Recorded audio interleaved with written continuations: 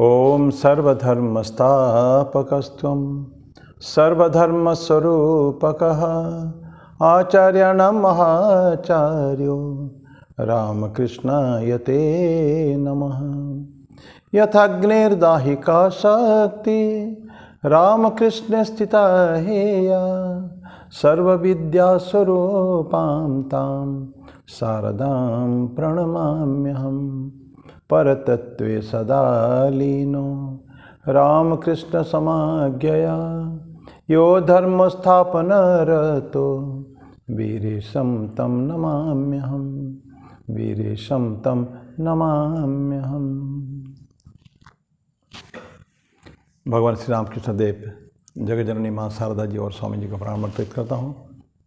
मेरे गुरुदेव पूजनीय स्वामी भूतेश्वर जी महाराज को मेरा प्रणाम और आप सबको मेरा प्रणाम है। लास्ट टाइम हम लोग 18 अध्याय की वो गीता के भगवद गीता के मोक्ष संन्यास योग 8वां श्लोक चालू किया था जस्ट। उसके आगे हमको आगे बढ़ना है, तो तब तक एक भजन आज भगवान श्री राम जी के ऊपर अभी हम लोगों ने रामनवमी भी मनाई है अभी कुछ दिन पहले ही, तो भगवान श्री राम के ऊपर एक भजन गाएंगे। तो भजन तो ऐसा है, वो बड़ा फेमस भजन है, शर्मा बंधु ने गाया है। सूरज की गर्मी से जलते हुए तन को मिल जाए तरवर की छाया। लंबा भजन है लेकिन कोशिश करूँगा गाने के लिए। सूरज की गर्मी से जलते हुए तन को मिल जाए तरवर की छाया, ऐसा ही सुख मेरे मन को मिला है मैं जब से शरण तेरी आया मेरे राम। सूरज की गर्मी से जलते हुए तन को मिल जाए तरवर की छाया, भटका हुआ मेरा मन था कोई मिल ना रहा था सहारा, लहरों से लगी हुई नाव को जैसे लहरों से लगी हुई नाव को जैसे मिल ना रहा हो किनारा, मिल ना रहा हो किनारा। इस लड़खड़ाती हुई नाव को जो किसी ने किनारा दिखाया, ऐसा ही सुख मेरे मन को मिला है मैं जब से शरण तेरी आया मेरे राम। सूरज की गर्मी से जलते हुए तन को मिल जाए तरवर की छाया, शीतल बने आग चंदन के जैसी राघव कृपा हो जो तेरी, उजियाली पूनम की हो जाए रातें, उजियाली पूनम की हो जाए रातें, जो थी अमाबस अंधेरी, जो थी अमाबस अंधेरी। युग युग से प्यासे मरुभूमि ने जैसे सावन का संदेश पाया, ऐसा ही सुख मेरे मन को मिला है मैं जब से शरण तेरी आया मेरे राम।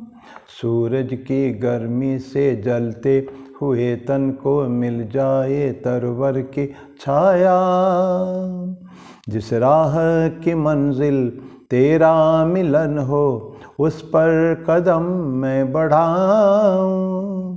फूलों में खारों में पतझड़ बहारों में, फूलों में खारों में पतझड़ बहारों में, मैं ना कभी डगमगाऊं, मैं ना कभी डगमगाऊं। पानी के प्यासे को तकदीर ने जैसे जी भर के अमृत पिलाया, ऐसा ही सुख मेरे मन को मिला है मैं जब से शरण तेरी आया मेरे राम, आया मेरे राम।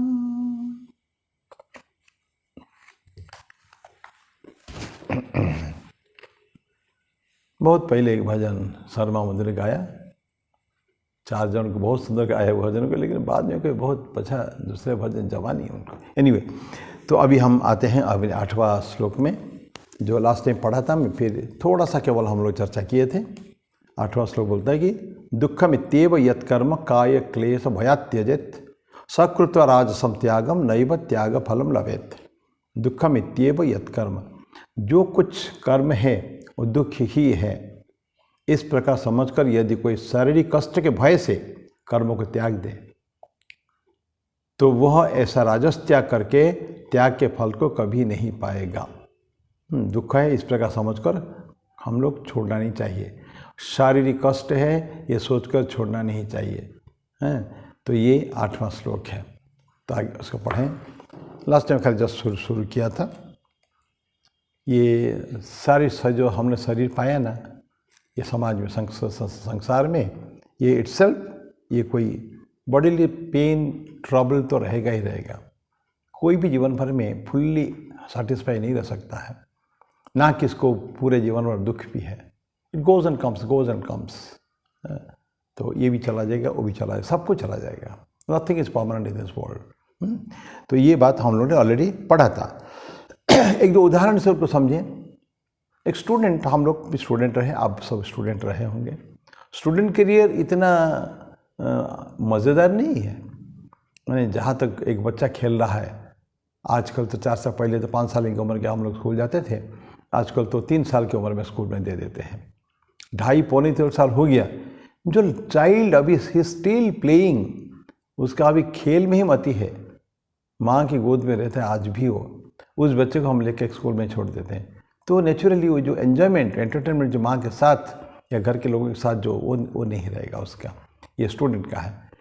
वही चीज़ बड़ा होने के बाद भी कोई स्टूडेंट को स्कूल जीवन बहुत अच्छा नहीं लगता, क्योंकि डिसिप्लिन बहुत है ना, स्कूल में बहुत तगड़ा डिसिप्लिन में है ना। तो क्योंकि ठीक ठीक पढ़ाई करने के लिए हर स्कूल में रहता है। कोई स्कूल में कुछ ज़्यादा ही टफ है और कोई स्कूल में थोड़ा कम है।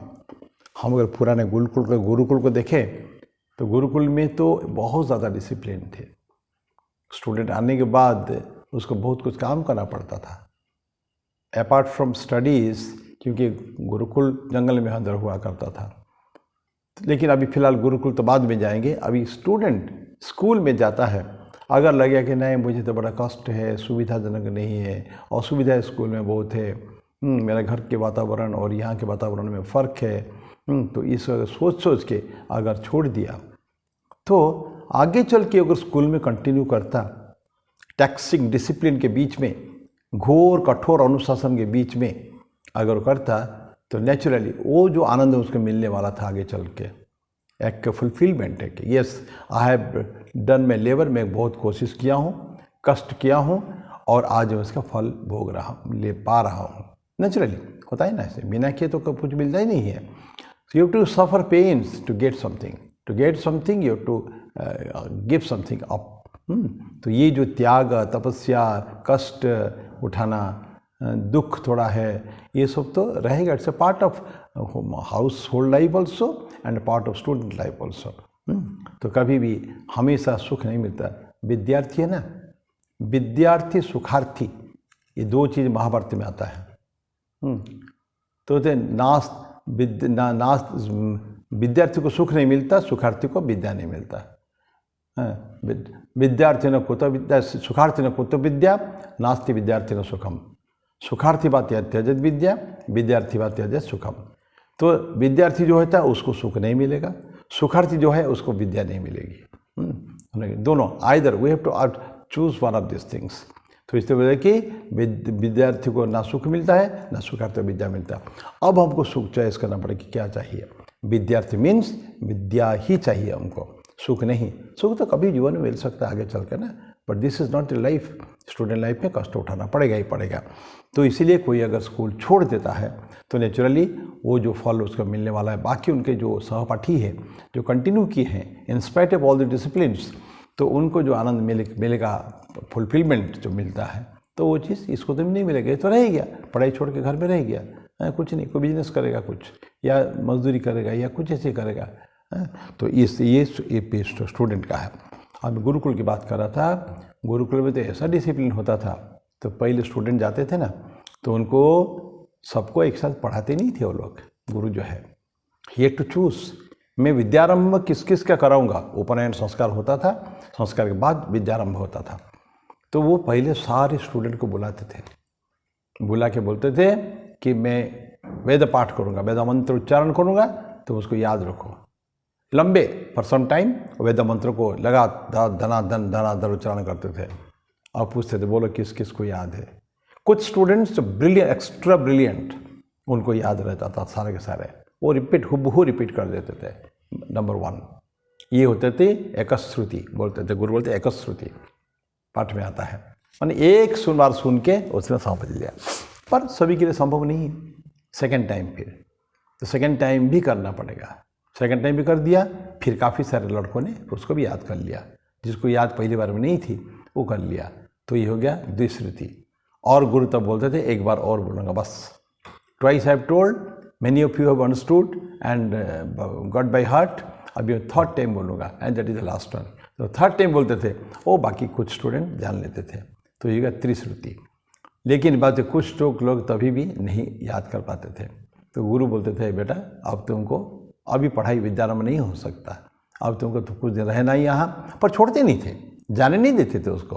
ही used to be in the ashram only.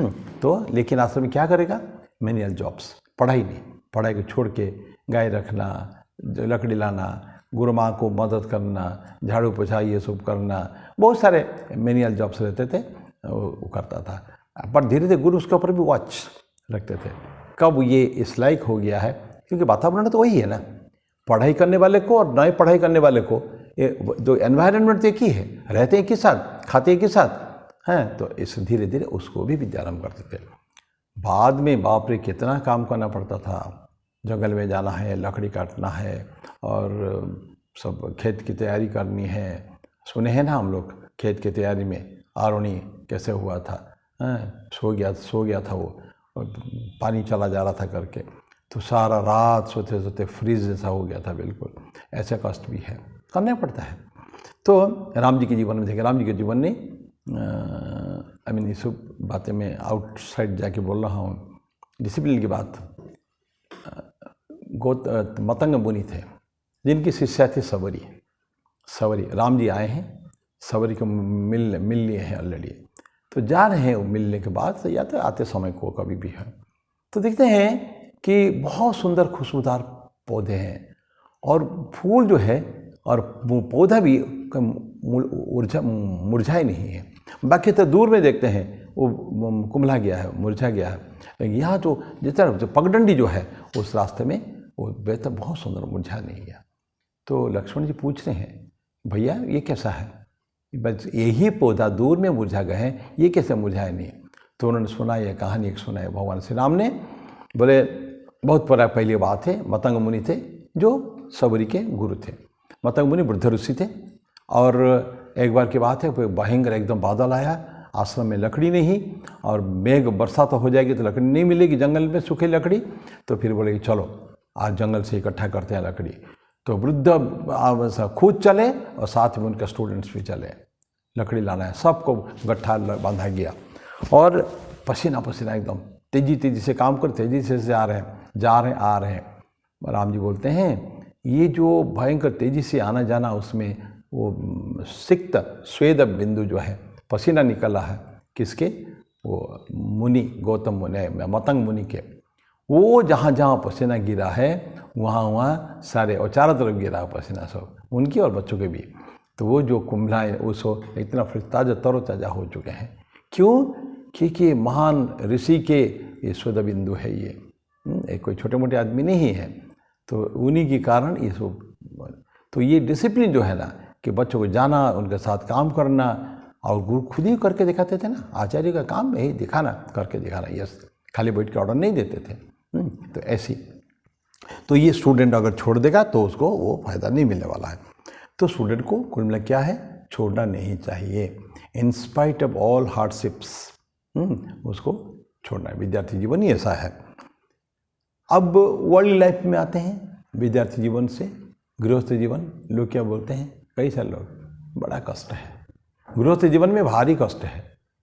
और तुलसीदास ने लिख दिया, गृह कार्य नाना जंजाला ते अति दुर्गम शैल विशाला, ऐसा करके कुछ लिखा है। तो लोग उसको, अब जिसको देखो उसी का उदाहरण देते हैं। तुलसीदास ने लिख रहा है ना, गृह कारज नाना जंजला। अरे जंजल तो है, पर गृहस्थ जीवन छोड़ा थोड़ी जा सकता है, तो उसमें तो रहना ही पड़ेगा अपने को। तो ये गृहस्थ जीवन में लोग क्या करते हैं, उससे दुखी होके, कष्ट पाके क्या करते हैं, वो सब इतना कष्ट उठाने के लिए उनकी इच्छा नहीं है। क्या चकल्लसबाजी है, वो झक है, बीवी से झगड़ा, इसके झगड़ा, पग पग पर तकरार, ये सब उसको छोड़ के क्या करते हैं, उनके एक मानसिकता बन जाती है पलायनबाजी मानसिकता, एस्केप मेंटालिटी। उसको देखिए चलो संन्यास ले लेते हैं, कष्ट हुआ, घर में कष्ट हुआ, जाके चले जाते हैं संन्यास लेंगे। संन्यास इतना ईजी नहीं है, पर ले लेते हैं संन्यास। कोई आश्रम में रहते हैं और आनंद से रहते हैं, खाना पीना खूब मिलता है आश्रम में, और कुछ करना पड़ता ही नहीं। बहुत सारे आश्रम में कुछ काम नहीं होता, रहो साधना करो बस। कुछ जहाँ कर्ममय जीवन नहीं है, ये रामकृष्ण मिशन की बात अलग है, यहाँ आश्रम में कुछ ना कुछ कर्म है।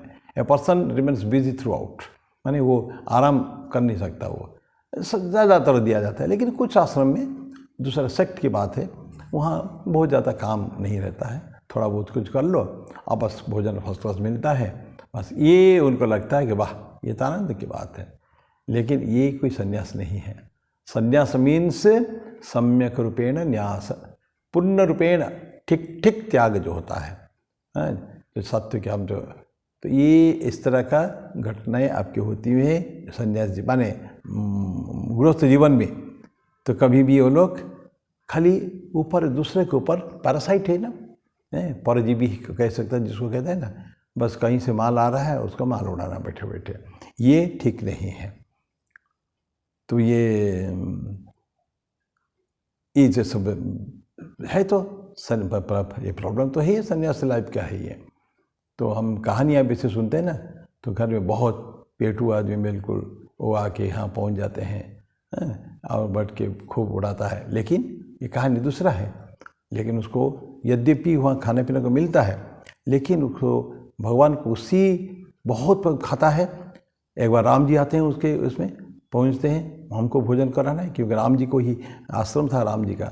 आप लोगों ने कहानी सुनी होगी, एक रामायण के कथाकार जो है ना, तो वो बोलते हैं उसको, तो बोलते हैं कि फिर आदमी जो है एकादशी होने वाला था, आश्रम में आके पहुंचा, बहुत मोटा था आदमी, लड़का था और खाना पीना बहुत खाता था। तो आके देखा कि एक दिन एकादशी आ रही है, तो गुरु बोले देखो बेटा आज तो एकादशी, आज कुछ बनेगी नहीं, खाना कुछ नहीं है, तो आपको उपवास रखना पड़ेगा। बोले गुरुदेव मैं तो एकादशी को रखूँगा तो द्वादशी कभी जीवन में नहीं देख पाऊँगा, मैं तो उपवास नहीं रह सकता। तो बोले जाओ फिर, तो यहाँ तो नहीं बनेगा, तुम खाना भोजन लेके जाओ, सीधा जाके नदी किनारे में जाके बनाओ। और बनाता है, और बनाता है तो जो भोग लगाते हैं, राम जी आइए मेरे भोजन को भोग लगाइए, ऐसा करके। और सचमुच इतना उससे बोलता है, राम जी नहीं आते हैं, रोता है आप आइए मेरे भोजन को भोग लगाइए। तो भगवान श्री राम आते हैं, आके भोजन प्रसाद पाते हैं। फिर अगले बार फिर ऐसे ही होता है, राम जी के साथ सीता जी भी आ जाते हैं, लक्ष्मण जी भी आ जाते हैं। और ऐसा जो होता है तो गुरु बड़ी मुश्किल से, पैसा की कमी नहीं है वहाँ, लेकिन वो तो क्या सीधा इतने लेके करते क्या हो, बोले क्या करो गुरुदेव, अब पूरा राम के दरबार पूरा आ जाता है यहाँ भोजन करने के लिए। बोले चलो देखते हैं। पर जाके गुरु देखते हैं दिखता तो नहीं है सभी को, क्योंकि सबको दिखेगा ही नहीं, वो तो सिर्फ उसी लड़का को दिखता है। तो इस तरह की कहानियाँ बहुत सारी आती है। तो जो संन्यास ले लेते हैं और संन्यास के बाद कुछ मिलता कुलता नहीं है, दुखी होकर सांसारिक जीवन से वो ले लेते हैं संन्यास। ठाकुर एक बोलते हैं, एक कहानी सुनाते हैं, वचनामृत में है। एक व्यक्ति बड़ा नौकरी फोकरी कुछ नहीं थी, तो तंग आ गया है, वो क्या करें, मुझे बीवी से हमेशा झगड़ा, तो चला गया, घर छोड़ के चला गया और जाके बनारस में रहने लगा। तो बीवी परेशान है कि कहाँ मेरे पति चले गए। तो कुछ दिन के बाद आता है, संन्यास ले लिया जाके। तो कुछ दिन के बाद आता है पत्र, देखो चिंता मत करना, मेरे को एक यहाँ का काम मिल गया है यहाँ, तो मैं वो जल्दी आ रहा हूँ, घर आ रहा हूँ। तो नौकरी की तलाश में था, नौकरी कुछ मिल गया, काम मिल गया, मैं जल्दी घर आ रहा हूँ मैं। इस तरह की बातें संन्यास में होती है, कष्ट पाते हैं संसार से। तो ये अब यही हम इसको अगर वो दें कि चाहे स्टूडेंट हो चाहे हाउस होल्डर हो, लेकिन भाग कर हम नहीं जा सकते हैं। जो सांसारिक कर्तव्य है, जो हमारा ड्यूटी है, जिस लाइफ में हम लोग हैं, so you have to live that life fully, purposefully उसको जीना है, उसको जाके नहीं कर सकते। संन्यास का एक अलग स्टेज होता है, नहीं, एक अलग उस स्टेट में न पहुंचने पर, मानसिक स्थिति जब तक उस अवस्था में नहीं आती है तब तक फिर संन्यास लेना मुश्किल है। अभी आते हैं अर्जुन के पास। अर्जुन आया किसके थैला? युद्ध करने के लिए आया था। इतना बड़ा युद्ध, जो सारा विश्व में इतना बड़ा युद्ध कभी नहीं होता, इतना नरसंहार और कभी नहीं हुआ है। लेकिन कितनी कोशिश की गई टालने के लिए उसको, कितने दूत पे भगवान कृष्ण खुद दूत बन के जाते हैं। ऐसा नहीं कि कृष्ण ने ट्राई कोशिश नहीं की है। छोटा सा मांगा जाके, राज्य नहीं दोगे आधा 5 गांव तो दे दो, ये मेरा सेकंड ऑप्शन है। पहले तो बोले कि आधा राज्य दे दो, क्योंकि उनका हक है, जंगल से वापस आ चुके हैं तो दे दो। दुर्योधन मना कर आधा राज्य, तो देखिए कम से कम सेकंड ऑप्शन मेरा 5 गांव, ये 5 गांव हम लोग खुशी में रह लेंगे, मेरे पांडव लोग। तो भी जब वो जो मना करता है कि मैं एक सूची सुई में नोक पर जितना भूमि आती है उतना भी नहीं दूंगा मैं, और चलता है बंदी बनाने के लिए भगवान कृष्ण को। तो फिर भगवान कृष्ण वहाँ विश्वरूप दिखाते हैं। तो इस तरह की भगवान कृष्ण ने कोशिश तो कर ली पूरी, लेकिन नहीं हुआ फाइनली, क्योंकि अधर्म का नाश होना था, अधर्म को छोड़ा नहीं जा सकता था। तो भगवान कृष्ण ने कि ये धर्म युद्ध है। इसे गीता में पढ़ते हैं सबसे फर्स्ट श्लोक, धर्मक्षेत्रे कुरुक्षेत्रे समवेता युत्सव है। धर्म क्षेत्र है ये कुरुक्षेत्र जो है धर्म क्षेत्र है। युद्ध हो रहा है लेकिन धर्म युद्ध है, धर्म अधर्म के बीच में, ये कोई कौरव पांडव के बीच में नहीं है। तो धर्म और अधर्म के बीच में युद्ध है, और हम सबके शरीर जो है, हमारा मन, हमारा हृदय एक यही कंडीशन है। Each one of us is experiencing a fight between, अंदर में द्वंद्व जो होता है, अच्छे बुरे में जो भेद होता है, द्वंद्व, दैट इज ड्वेट, ये तो सभी के अंदर है। अब भगवद गीता वही है। तो बोलते कि अर्जुन आया था लेकिन धर्म युद्ध लड़ने के लिए आया था, लेकिन वो क्या, उसको क्या आ गया? अनुकंपा, करुणा, मेरे सोजा नहीं है सो, ये भावना करके उसने बोला कि मैं युद्ध नहीं करूँगा। पहला अध्याय में अर्जुन विषाद योग, कष्ट हुआ, उसको देखा, सारे देखने के बाद उसका युद्ध नहीं करूँगा। रक्तरंजित, मेरे को आसन सिंहासन नहीं चाहिए। इतने सारे लोग मरेंगे, लाखों लोग मरेंगे, वो विधवा होंगी, कुल स्त्रियाँ विधवा होंगी, वर्ण संकर होगा। पर कितनी जस्टिफिकेशन, स्पष्टीकरण अर्जुन दे रहा है, और भगवान कृष्ण चुपचाप सुन रहे हैं। वो अब आया था ये धर्म युद्ध, धर्म को डिफेंड करने के लिए। धर्म का जो कॉज है, कारण धर्म है, उसको हमको ठीक रखना पड़ेगा। धर्मो रक्षते रक्षितः, तो जब जो धर्म को रक्षा करता है, धर्म उसकी रक्षा करता है। तो ऐसा चाहिए था, लेकिन उसने किसको सपोर्ट करना चालू कर दिया? उन्हीं की जो दुश्मन जो है, वही दुर्योधन, दुशासन, कर्ण इत्यादि इत्यादि। तो ये भगवान कृष्ण को इसलिए बोले कि तो ना इसको छोड़ के तो नहीं जा सकता, राइटस वर है ये। तो उसका ये संन्यास ठीक नहीं है तुम्हारा, राजस्व संन्यास हो जाता है। ये संन्यास तुम्हारे कोई काम के नहीं है, और उसका फल तुमको मिलने वाला नहीं कभी। संन्यास का फल नैव कर, ये बोलते हैं ना, सकृत राजस्व त्यागम नैव त्याग फलम लभे। त्याग का एक फल भी मिलता है, रेनाउंसिएशन का। जो ठीक रेनाउंस करता है, जो त्याग करता है, process, there is a process, और ऐसे नहीं होता है। तो बोलते कि इसलिए नैव त्याग फलम लभे, त्याग का जो फल उसको कभी भी उसको जीवन में मिल नहीं पाएगा कभी भी। ये अगर आपने वो संन्यास अगर ठीक से नहीं लिया तो, या त्याग अगर ठीक से नहीं किया तो। और ये रजस जो आता है, तो ये सात्विक त्याग तो अच्छी है, राजसिक तो जो रजस आता है बीच में ना, वो थोड़ा सा डिस्टॉर्शन हो जाए माइंड, हमारा मन जो है फिर जाता है, दूसरे तरफ जाता है। तो इसलिए हमको ध्यान रखना। अर्जुन केवल तक उदाहरण है, ध्यान रखिएगा। धर्म क्षेत्र कुरुक्षेत्र, हमारे शरीर एक कुरुक्षेत्र है, यहाँ हमेशा युद्ध चलता रहता है। तो Arjun is just a representative of whole humanity. हम समझते हैं कि भगवान कृष्ण ने अर्जुन को निमित्त बना के हम सबको उपदेश दिया है। ये होल गीता जो 700 श्लोक जो है, जितने भी भगवान कृष्ण का है, ये सारे ये हम सबके लिए एक शिक्षक है, माने शिक्षा है। केवल हमको ये को सीखना है एवं करना है। और तो इसलिए जब इतना अर्जुन जैसा व्यक्ति अगर ऐसा हुआ, इस कंडीशन में आ सकता है, देखते हैं कितना दुर्बल हो जाता है अर्जुन। फर्स्ट चैप्टर में शुरू अंत में दिखाता है शरीर कांप रहा है, रोमहर्षण हो रहा है, पसीना निकल रही है, था गांडीव हाथ से छूट रही है। तो ये होने के बाद अंत में लास्ट में वो बोलता है कि शोक संविघ्न होकर वो बैठ जाता है। तो रथ के ऊपर उपाविशत बोलते हैं कि रथ के ऊपर बैठ जाता है। योद्धा कभी बैठता नहीं है युद्ध में।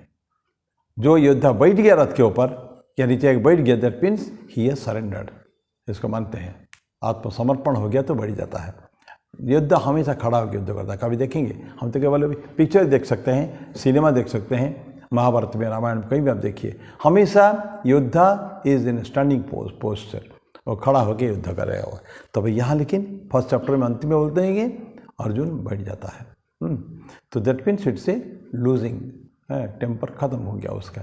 तो ये लेकिन हो ये भगवान कृष्ण को, इसीलिए अर्जुन को ये जो घटना हो गई, बुजदिली या कहेंगे भीरूपना जो है, साहस नहीं कुछ फेस करने के लिए, और भयभीत हो जाने का है, टेंशन स्ट्रेस आ जाने का है।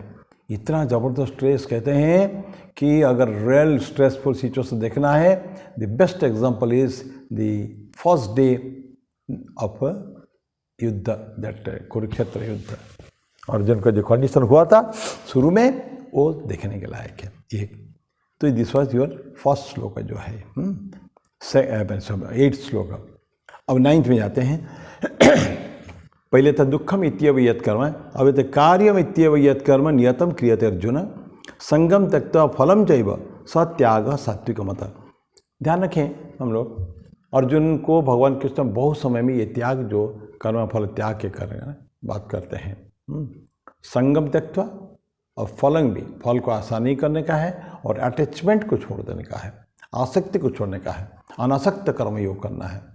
कर्मयोग जो होता है, कर्म तो हम साधारण जीवन में कोई भी करता है, एक सांस लेना भी कर्म है, कुछ भी करना, पर ये कर्मयोग में नहीं आएगा। It's a voluntary, involuntary action ये सब है। घर के लिए कुछ करना, ये इनवॉलंटरी कोई कर्मयोग नहीं है। ये खाना पीना, सांस लेना, जीवन जीना, ये सारे इनवॉलंटरी, हमारे उसके ऊपर कोई कंट्रोल नहीं है। लेकिन कंट्रोल जिसके ऊपर है, हमारे कर्म के ऊपर हमारा अधिकार है। इसे भगवान कृष्ण बोलते हैं कि कर्मणि एव अधिकारते माँ फलेषु कदाचन।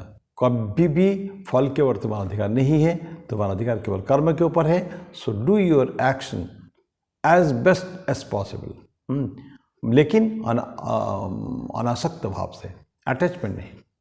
किस भाव से? मेरे लिए बीवी के, मेरी बीवी के लिए, मेरे परिवार के लिए नहीं है। मैं मेरा कर्म केवल कर रहा हूँ एज एन इंस्ट्रूमेंट, जो क्रिया मेरे से, कर्म मेरे से हो रहा है। ईश्वर मुझे एक निमित्त बनाकर मेरे से कुछ कर्म करवा ले रहे हैं। किसके लिए है? अपने लिए सारे। मेरी पत्नी, मेरे बच्चे, उनके लिए कर्म कर रहा हूँ। मेरा परिवार, मेरी माता, मेरे पिता, ये सब जो होते हैं नहीं, हमारे व्यक्ति होते हैं, तो उनके लिए मैं कर्म कर रहा हूँ। तो बोलते कि कार्य इतने, हम ये बोलते कि कार्यमित्येव यत्कर्म नियतम क्रियते अर्जुन संगम त्यक्त्वा फलम चैव। हे अर्जुन, कर्तव्य ही है इस प्रकार समझकर जो नियत अर्थात शास्त्र विहित कर्म आसक्ति तथा फल को त्याग कर किया जाता है, वो त्याग सात्विक माना गया है। ये सात्विक कर्म पढ़ रहे हैं तो ये का कर्तव्य है, मेरा को मुझे ही करना पड़ेगा, कोई मेरे लिए कर्म करने नहीं आएगा, कर्तव्य ही है। इस प्रकार समझकर जो नियत अर्थात शास्त्र विहित, नियत कर्म पहले पढ़ चुके हम लोग ना, तो नियत कर्म, शास्त्र विहित कर्म, आसक्ति तथा फल को त्याग कर, आसक्ति त्याग करने का है। अटैचमेंट नहीं रहेगा, मैं मेरा नहीं रहेगा, एजेंसी का भाव नहीं रहेगा। मैं नहीं रहूँगा तो कैसे होगा, मेरा परिवार कैसे चलेगा मैं अगर नहीं रहूँ? गलत बात है ये हमको सोचना नहीं है, वो तो ईश्वर की बात है। जिसने बनाया है, हाँ, जिसने संसार को भेजा है, वही संसार को चला रहा है। तो एक ऐसा भजन भी रिसेंटली सुना मैंने, ठीक है। तो जिसने भेजा हमको संसार में, वो हमको संसार को चला रहा है। हमको संसार की चिंता करने की जरूरत नहीं है। हम जब नहीं थे तो संसार चलता था, आज हैं संसार वैसे चलता है। कल जब नहीं रहेंगे, संसार कभी रुक नहीं जाएगा, दुनिया रुक नहीं जाएगी, सब जैसे चलता है वैसे चलेगा, गतानुगतिक। We are just have come for some time, did our job and we are, अब कुछ कर जाओ यहाँ से, बहुत ज़्यादा अपनी बहादुरी दिखाने की जरूरत बिल्कुल नहीं है। तो ये भावना मन में आना चाहिए। तो कार्यमित्व ये थी, कर्म आसक्ति तथा फल को त्याग कर किया जाता है, वो त्याग सात्विक माना गया है। सात्विक त्याग ही है। अभी ये जो कर्म जो है, ये तामसिक त्याग और राजसिक त्याग दोनों भी है और सात्विक त्याग भी है। हम अभी पढ़ रहे हैं, हम सात्विक त्याग पढ़ रहे हैं, अभी तामसिक और राजसिक त्याग हम लोग नहीं पढ़ रहे हैं। लेकिन ऐसा जो कर्म है ये सात्विक त्याग की श्रेणी में नहीं आएगा। ड्यूटी जो है ये हमको करना पड़ेगा, कर्तव्य, इसे बोलते हैं कार्यम इत्येव, मेरा कर्तव्य है। हर स्टेशन ऑफ लाइफ में कुछ कुछ कर्म दिया गया है हमको। स्टूडेंट के लिए में कुछ कर्म है, जब गृहस्थ जीवन में आएंगे वही कर्म कुछ अलग हो जाता है, क्योंकि वो फिर stages of life, station of life 4 जो दिया गया ना, आश्रम, ब्रह्मचर्य, गारहस्थ्य, वानप्रस्थ, संन्यास, ये 4 टाइप का आश्रम दिया गया है। तो परफेक्टली ठीक अगर ब्रह्मचर्य आश्रम हमने जिया है, गुरुकुल की बात तो अब हम करेंगे ही नहीं, लेकिन इसी जीवन में गुरुकुल पद्धति का जो सिस्टम था, जो डिसिप्लिन था, अगर कर सकते हैं हम, इस स्टूडेंट के लिए कर सकते हैं। अगर घर हमारा संस्कारित है, माता पिता का संस्कारित है, माता पिता अगर वो संस्कार देते हैं तो, एवं शिक्षक कर देते हैं तो, शिक्षक से हमको बहुत कुछ सीखने की आवश्यकता है। तभी स्वामी जी एजुकेशन में बोलते हैं, माई आइडियल ऑफ एजुकेशन इज गुरु गृहवास, गुरु घर में रहना है। ये जानते हुए गुरु गृह में हम लोग नहीं रह सकते, अभी वो खत्म हो चुका है गुरुकुल सिस्टम, लेकिन गुरु के साथ जितना इंटीमेट कांटेक्ट रहेगा हमारा, will stand to learn a lot from the gurus, उनके शिक्षकों से। यद्यपि हम साथ में हमेशा नहीं रहते तो भी उनसे मिलने का है, तो बोलते हैं कि रहो। उनके प्यूरिटी, उनका डेडिकेशन, उनके जो पढ़ाई के प्रति लगन और उनके शिक्षा देने के लिए जो उनके तरीका है, किस लव एंड अफेक्शन के साथ वो देते हैं, प्रेम चाहिए उसमें। विद्यादान में कोई रुक्ष होकर नहीं हो सकता है, आपको प्रेम के साथ देना पड़ेगा। You have to go down to the level of the student. Swami ji बोलते हैं ना, रियल टीचर इज ही जो हर स्टूडेंट के लेवल तक जा सकता है, and you have to pull him from there. सिखाना, मैं बोलूँगा नहीं I will teach only the brilliant students, जैसे बड़े बड़े स्कूलों में होते हैं, चुन के लेते हैं, ऐसा हम लोग भी करते हैं। ऐसा नहीं, हम लोग अपना स्कूल में करते हैं, थोड़ा सिलेक्शन करके लेते हैं ताकि बहुत डल स्टूडेंट नहीं आ जाए। लेकिन ऐसे ऐसे स्कूल है जो फेलियर स्टूडेंट के लिए है। ये अन्ना हजारे जो है, अन्ना हजारे का नाम आपने सुने होंगे, जिसके साथ अरविंद केजरीवाल ने शुरू किया था रहना, काफ़ी कुछ साल काम करने के बाद जाकर छोड़ के फिर पॉलिटिक्स में आ गया वो। लेकिन अन्ना हजारे आज भी, उनका जो गांव जो है, तो क्या ज़बरदस्त ट्रांसफॉर्मेशन उन्होंने किया है उन्होंने। स्कूल, उनका जो स्कूल है वो स्कूल अच्छे स्टूडेंट के लिए नहीं है, इस पर डलार्ट्स जो जीवन में फेल हुए हैं, फेलियर स्टूडेंट्स आर उन्होंने टेकन, लेकिन उनसे ही वो लोग महान बनाते हैं। कभी हमारे एक्स प्रेसिडेंट, महान व्यक्ति एपीजे अब्दुल कलाम बोले थे कि I love to go to the school of Anna Hazare and teach there. इतना उनकी इच्छा थी, क्योंकि रियल मैन मेकिंग जो करने के जो काम है, संस्कार देकर कर्म के साथ साथ, तो ये अन्ना हजारे के स्कूल में, ऐसे स्कूल और भी कुछ कुछ है जहाँ एक्सक्लूसिवली ऐसे लोगों के लिए है। एक समय में मैं पढ़ा था अपने भुवनेश्वर में जो है उड़ीसा का कैपिटल, वहाँ जो अभी तक प्लेटफॉर्म ज़्यादा बढ़ चुके हैं, जो इंटर लास्ट प्लेटफॉर्म नंबर 4 था, वहाँ के एक छोटा सा सेक्शन में वहाँ के एक बड़े इम्पोर्टेंट व्यक्ति, अच्छा ज्ञानी व्यक्ति, टीचर, बड़े शिक्षक है तो वो इकट्ठा करके जो वहाँ की कुलियों के संतानें ये है वो सब इकट्ठा करके हर रोज़ शाम को सुबह शाम क्लास लगाते थे। किसके लिए? फ्री, कोई पैसा नहीं है उसके लिए। तो ये ऐसे एक विद्या को जो एक पेशा के रूप में नाम करके एक प्रोफेशन नहीं रहेगा, एक शौक से पढ़ाते हैं, कुछ देने के लिए, संसार को, समाज को देने के लिए, ऐसा व्यक्ति अच्छे होते हैं, महान होते हैं। तो यही चाहिए। तो काम हमको कैसा करना है कि सारे कर्म जो है सब त्याग की भावना से ही हमको करना है। ये एक्चुअली सात्विक कर्म है। तो बोलते हैं कि ये जो कर्म फल को त्याग करना है। संगम त्यक्ता फलम चैव, तो संग तो छोड़ना है, अटैचमेंट तो छोड़ना है, लेकिन साथ बोलते कि फल को भी त्याग करना है। ऐसा कर्म है, शास्त्र विहित कर्म है। अभी मैं क्या समाप्त करूँगा। मैं एक 9वां श्लोक में जस्ट चालू किया है, तो अगली बार फिर इसके ऊपर अब थोड़ा चर्चा करेंगे, क्योंकि फिर आगे चलेंगे तो फिर आधा में रुकना पड़ेगा। रुक ही रहे हैं हम लोग ऐसे, पर आज मैं मेरी वाणी को ही विराम देता हूँ। आगे भी इसी को आगे नेक्स्ट क्लास में शुरू करेंगे। ओम शांति शांति शांति। हरि ओम तत्सत। श्री राम कृष्णार्पणमस्तु।